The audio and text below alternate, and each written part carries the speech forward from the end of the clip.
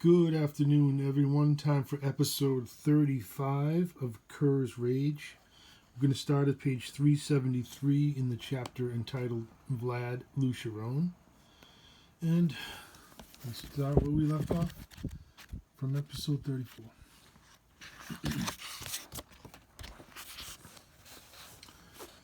Okay, Vlad just finished getting bandaged up by Ethmiel, and we continue. A short time later, in the deepest dungeons of Dracon Neofalor, a young master sorcerer studied at his desk. His necromantic laboratory was murky with smoke, and the atmosphere was electric. First and foremost on his mind was the arcane rod that he'd researched for over a month with little rest. It was a container of a sort, a vessel filled with thousands of Duaredheim souls. How they were imprisoned in that microcosm and the power that they provided to the staff would require months of further testing. In his adjoining library, Ariana scoured his ancient texts. She was a priestess and was as beautiful as she was deadly. While in her presence, Derek often felt like he was in a den of rattlesnakes.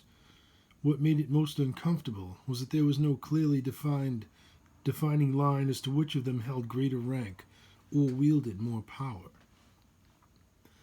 Sitting at the opposite end of the lab, Andriel Denorum watched over the party in Modrul's lair through her scrying vessel. She was much more at ease around Ariana and cunningly found ways to dance around the concept of hierarchy. If only she could teach him how to do it. Despite their handicaps, they discovered the whereabouts of the remaining two pieces of the Duaredheim staff, and they'd broken through the defensive magic that cloaked the champions of Firminor. If they were to follow the pull of the scepter, it would eventually lead them right into his own laboratory. But how Vlad expected to recover the fourth piece of the staff remained a mystery to him. It made no difference, for in his experience, he'd never known his friend to fail. So trust as there was between them was rare, or such trust as there was between them was rare among the Dark Alfar. But since their people had journeyed out of darkness, such strange emotions were slowly becoming more common. A shimmering portal appeared, and he knew that Vlad had activated his mirror and would arrive soon. Ariana fixed her hair and adjusted her tunic. She meant to seduce Vlad, and with his power and her lineage, bring them seats on the parliament. He knew that the only real adoration that she possessed was for her accursed goddess, and there would be no love left for Vlad. If he could, he meant to prevent that union and save the future of his friend. He had his own feelings about Andriel, but his insight told him that she was both loyal and in love with their captain. Their union would be far more powerful, for indeed her future sight and his unstoppable intention would be something to witness. Like Vlad, he had come to believe in the gods of the surface world, and he dreamed of a new order for their people. If any single man among them could do it, it would be Vlad. The portal crackled. Vlad stepped purposely through it. The various scents of mineral salts, herbs, and other substances prevailed in the chamber. It was a room where little air moved in from above or below. "How fares your work, Derek?" Noticing Ariana and Andriel, he bowed. "My ladies." "Captain." "Forgive me, Ariana, but you look weary." She was the epitome of Dark Alfar perfection. Strong of limb and as graceful as a hunting cat, she was beyond the natural beauty that women of other races dreamed of. Beneath adamant mail, well-honed muscles remained ready for any action. Her single curved blade rested low upon her hip, its scabbard well oiled for a lightning-fast draw. From her high black boots to her gold hairpiece, she had a beauty the likes of which even he could not deny. The glint of her dark brown eyes told him that she would be a willing lover, yet he knew that beyond this, her goal was power, and that alone. For that reason, he would continue to avoid such commitments until his duties would not permit otherwise. But for now, he chose to pretend that he didn't want her. He liked how it infuriated her. How go your studies? Very well, Captain. We now control the powers of the rod. And is it as we expected? Yes, it's full of souls. Duaredheim souls. Then it is as the legend said. So it would seem. I have located our quarry, Andriel said. Do they yet live? More than that, Vlad. They have also found a dragon's treasure. And the gem? They possess it. Very well. Continue to monitor their movements and help Derek with this, he said, drawing the 3-foot-long Duaredheim staff from out of his magical satchel. Amazing, Ariana said. It is even more complex than I'd imagined. I'm sure that the 3 of you are equal to the task. Of course. Derek, Vlad said, have you prepared the scrolls as I requested? Yes, Captain, but they are perilous. It is my choice to make. I know the dangers. Of course, he said, bowing. Will you see me in my chambers tonight? Ariana asked. I will see you tomorrow, if tomorrow I yet live. And with those final words, he turned and strode from the lab. Using the strong iron-bound door that opened out into the tunnel labyrinth that made up the bowels of Dracon Muir Falor. Derek and his partners exchanged long glances. His look was most grave, Ariana's most curious, and Andriel's most worried. What peril does he walk into now? Ariana asked. He attempts the demon binding, an enchantment never before successfully completed. What do you mean? It is a spell written centuries ago by the great necromancer Tegun Agoth, but the casting consumed him. Consumed? He was devoured body and soul by the demon he tried to join with. How does Vlad expect to succeed where Tegun Agoth failed? He believes that the power of his own will shall prevail over that of the demons. And if he should fail,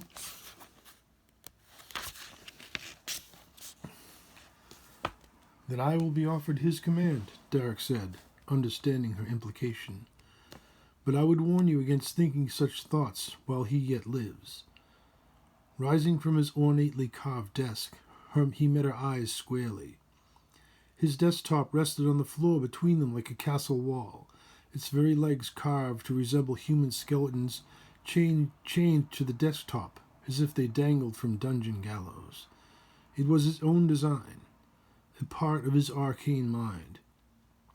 For unlike Ariana, who studied the more conventional disciplines of her god and the elements, he studied the negative energies of the dead, the arcane science of necromancy.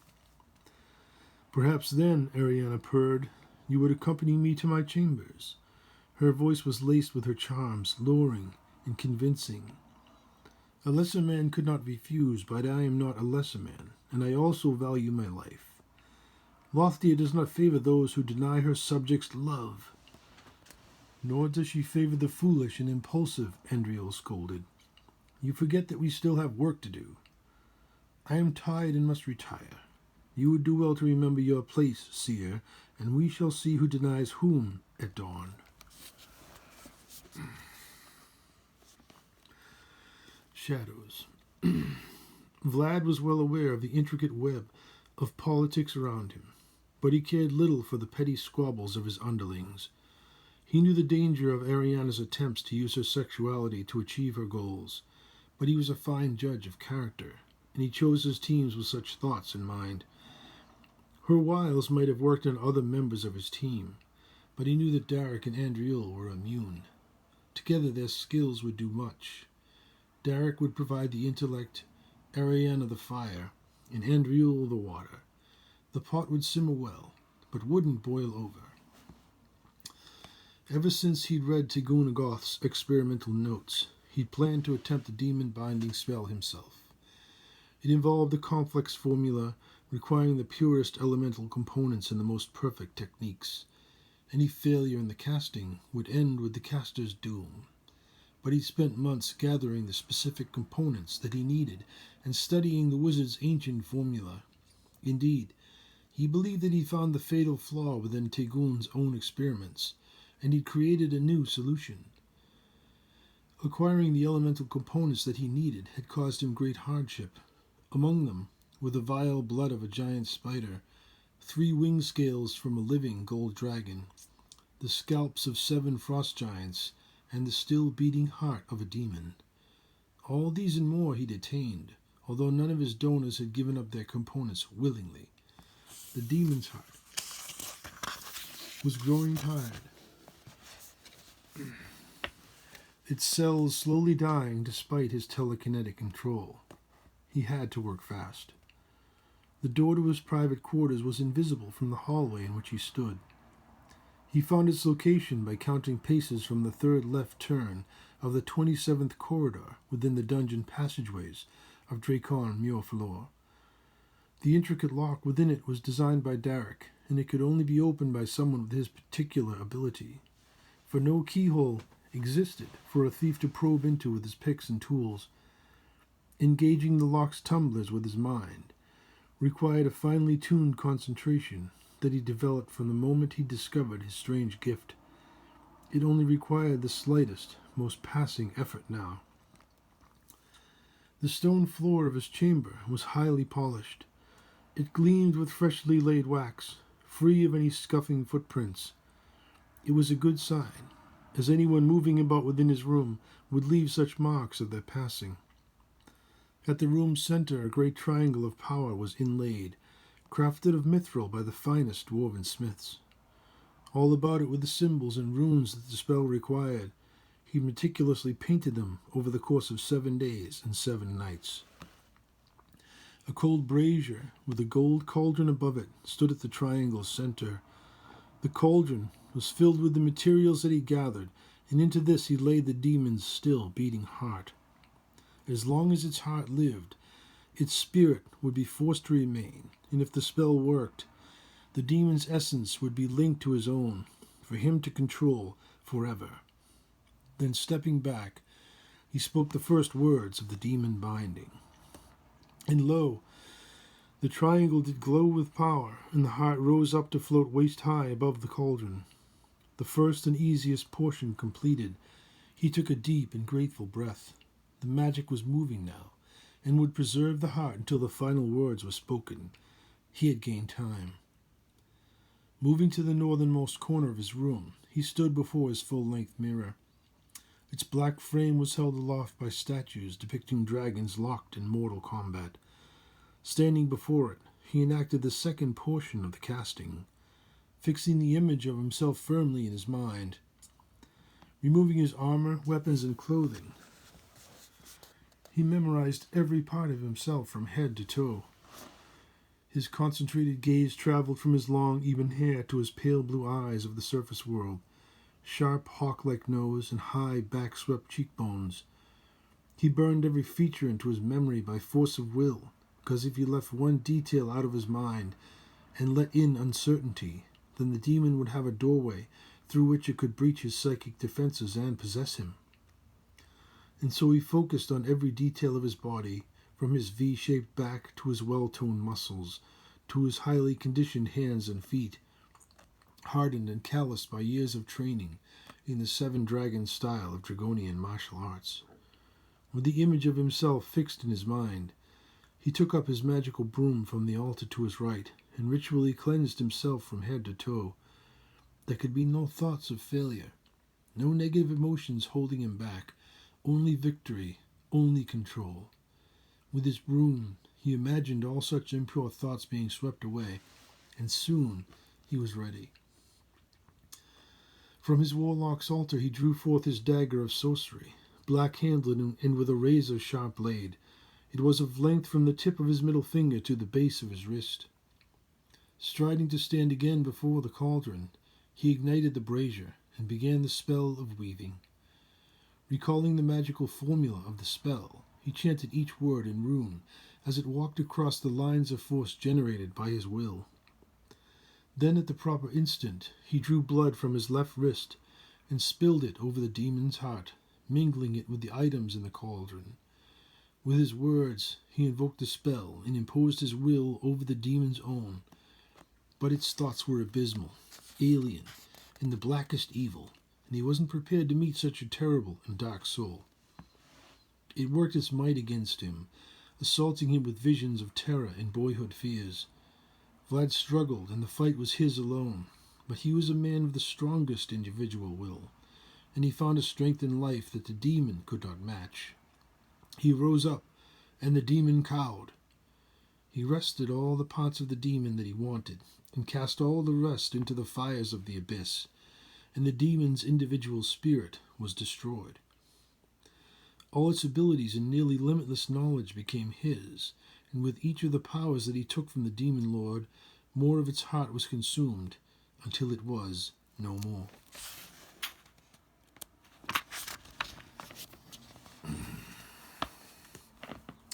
He completed the demon binding, and he was now more powerful than ever before. With his realization of victory, all his new powers flooded into his mind in a rush that nearly overwhelmed him. But he was Vlad Sherroan, son of Arcane, and his will was unbreakable.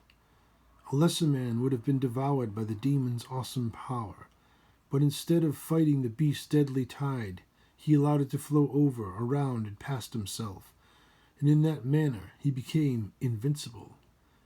His individuality was never threatened, and he remained standing strong. The demon's realm was the plane of shadow, and it touched every other realm between darkness and the light. That dominion was now his alone to command. In that world, he was God. Standing before his magic mirror once more, he knew that he was forever different. He felt stronger, capable of any feat of strength. Looking inward, his heartbeat had changed. No longer did it beat in a steady 1-2, but rather a rhythmic bump, bump, bump, rather like the sound of a horse galloping. He had won, and his soul still remained. He challenged both evil and chaos, and remained whole. His newfound power would allow him to transform his body into the form of the demons at will. In that body, he would gain its immortal strength, resilient bones, bat-like wings, and invulnerable skin. But these were the least of his newfound abilities. The elemental powers of shadow were now his to wield, and he could move about in the half-light at the speed of his own thoughts. He could cloak himself in a darkness so complete that only he himself would be able to see through it. On the plane of shadow, his power would be absolute, and through it he could travel limitlessly at will to wherever shadows dwell. Still more and greater things remained available to him, but for now his strength was spent, and as he heard their secret knock on his chamber door, he allowed Ethmiel to enter and then laid down and slept. Plans within plans. That was the game that he was a master of.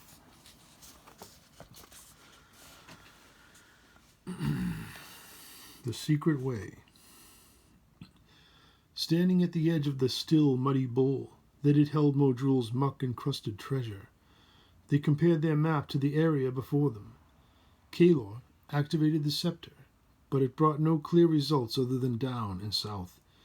It could take a week to find the passage beneath all of this mud, Carmen said in frustration. Perhaps Kur can shed some light on our search, Tao said. I have been told that there are none more suited to such a task than dwarves. I'll try, but my brother Rad was better. And so we set out, wading with difficulty through the thickening knee-deep mud. He'd been born near the heart of an inactive volcano, with many great tunnels and vaults of stone throughout. Indeed, he'd not seen the light of day until the age of 5, and he still remembered his first fearful steps into the sunlight. But it was during those first few years of life that every dwarf came to understand the vibrations of stone and the natures of every type of rock and mineral. Granite vibrated differently from limestone and shale from quartz. In fact, a talented dwarf could find a vein of precious metal simply by the returning vibrational echo from his probing hammer blows. But he could use no hammer upon the mud-covered floor of the pool, and so he chose his booted feet instead. Stepping once and stomping twice, he felt those returning echoes travel through his feet and into his body.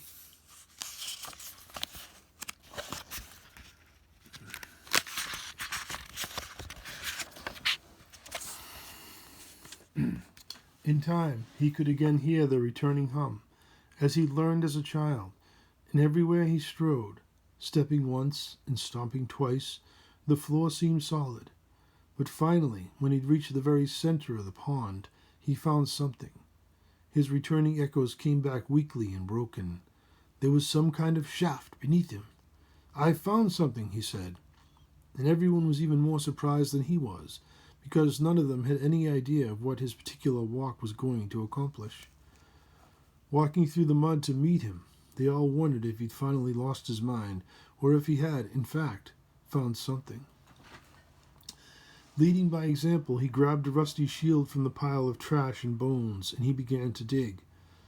Following suit, they all bent their backs to the arduous labor, and before long, they'd uncovered a large area of stone around the spot Kur had located. But try as they might, they could find no seam, nor any sign that a door might be there. With the floor cleared, Kur tested the area again with his hammer, and he was certain that he'd found the proper spot. "There's a passage here. My people of old were said to be able to craft invisible doorways in stone, and most had secret knocks or words which would open them." "The Vanir's map doesn't show such a portal," Dal said, "nor mention any words." "Maybe you don't need one," Karina said, "if you're coming through from the other side." "There's a spell in Modril's book," Dal said, "a spell of opening, which may work on this hidden portal." "You are still more familiar with the Lao Selfar text than I am," Kalor said. "I think that you should attempt the casting." "I'll do it, but stand way back, for these spells are powerful, and there may be dangerous wards upon the door." And then they all crept back some distance, but not too far, because none of them could resist their own curiosity. Opening the book, he turned to the page he knew to hold the appropriate spell, and again, after he'd spoken the first word and focused his will, the book hovered before him, bathed in a soft white glow. Its light allowed him to read easily, and soon a powerful countenance came upon him. The dragon's immense energies channeled through him the power of magic. His hair flew about him as if blown by some chaotic wind, and his eyes went wide with exultation. And lo, as he spoke each word, so too did it disappear from the book, reappearing as power designed to reveal and unlock any portal. All about him the very rock hummed with energy, and Kur was fearful, for this was no ordinary tremble in stone. Soon a large round door was revealed, with glowing red runes upon it, and suddenly a great gout of white-hot dragon's breath erupted from it. Nearly engulfing him, it singed the faces of them all. So it was warded, Dal thought for an instant, but he was deep within the spell, and he could spare no time for distractions. Completing the casting, the round stone door rose from the very spot that it had so long rested in, like the cork stopper from the neck of a wine bottle, and floated sideward to rest neatly beside the dark shaft revealed beneath it. At the spell's end, he watched the last rune fade from the page, and then the book slowly closed, hovering for a moment until he again took it into his hands. The runes on the door mysteriously continued to glow, and Dal found that he could read them as well. "Ware thee who descend below, for there lie ancient pathways to the heart of the world. Beware ye fools who follow in Baldric's footsteps." "Baldric," Kur said. "He is the father of my people." "Kalor," Carmen said. "See where the scepter points to now." And indeed, it pointed most strongly down the shaft, deep and darker than the abyss. "It would seem," Tarek said, "that your helm will do you a great service where we must go. I've never feared the dark before, but so much rock above my head wears upon my soul, like no physical burden could." "Then you must be braver than ever," Kur said, "or we should turn back now. Your fear will only grow the deeper we must go. How do dwarves do it?"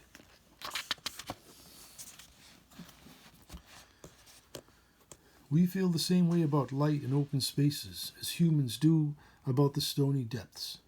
To step forward in fear is to act with courage. Basically, we just get used to it."